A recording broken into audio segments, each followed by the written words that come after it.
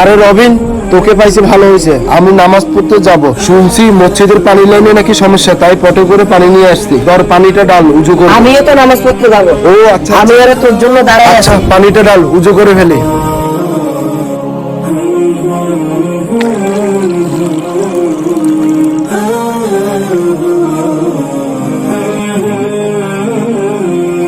রবিন ভাই, নেন ভাই আপনার সুদ সহ আসল টাকা। কিরে রবিন, তুই সুদ খাস? আরে আমি সুদ খাইলে 5 ওয়াক্ত নামাজ তো করি।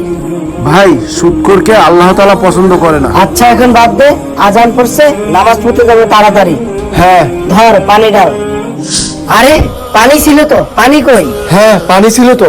ভাই, আল্লাহ তাআলার তরফ থেকে ইশারা, সুদ ঘুষ এগুলো খাওয়া ছাড়ান দে, এখনো সময় আছে। আল্লাহর কাছে তওবা করে ভালো হয়ে যা।